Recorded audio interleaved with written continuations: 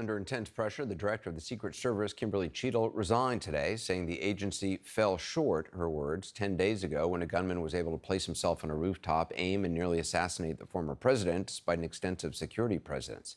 She'd rejected bipartisan calls for her resignation as of Monday.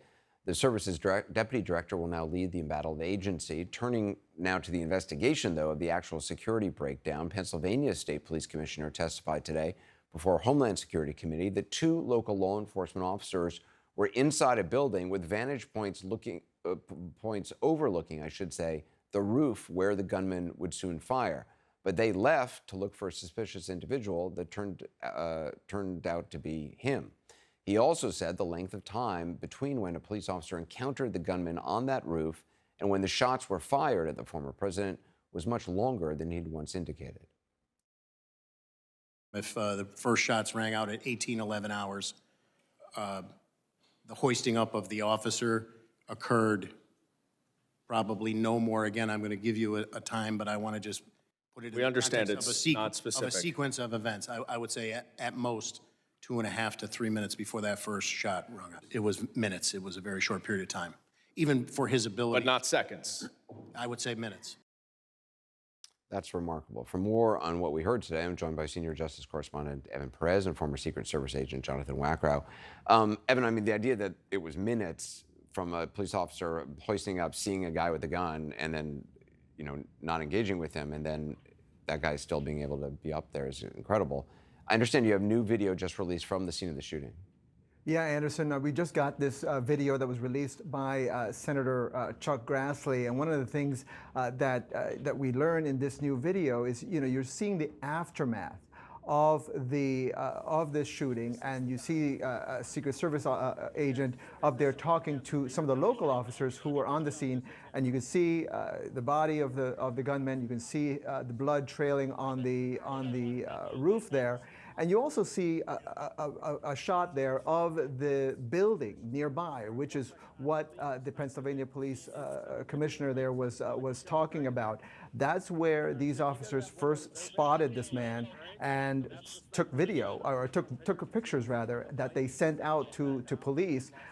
They saw him on a bicycle, they saw a bag, and considered him to be suspicious, and that's the reason why they sent out that video. Now, Senator Grassley has sent a letter to the Homeland Security Department and to the Secret Service asking for more information. One of the things you also see in this video that was released by the Beaver County Emergency Services Unit, one of the things you hear is someone saying they want access to a drone to take a look at the scene. And again, this is in the aftermath of the shooting.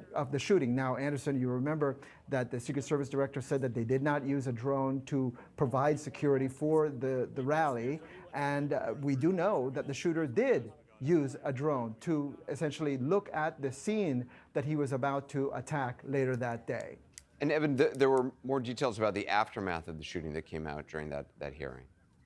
Right, and so the Christopher Paris, the Pennsylvania State Police Commissioner who testified about, by the way, Anderson, they invited other public officials to testify, and he's the only one that showed up to provide that testimony. And one of the things he did correct himself there, when he refers to those 2 to 3 minutes, he's saying the amount of time that the shooter was on that roof.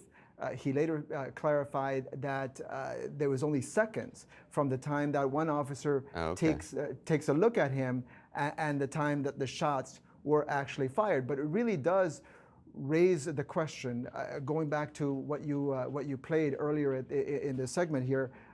The police who were supposed to be in that building and might have had a view of him getting on that roof could have made a difference, in obviously him getting access to it and having enough time to fire those shots. That is going to be a big part of this investigation going forward. So I just want to be clear, because either I misunderstood or the way he phrased it, maybe he phrased it wrong. It was not minutes between the police officer seeing the guy dropping down and the shots. It was seconds, but it was minutes that the shooter was on the roof itself.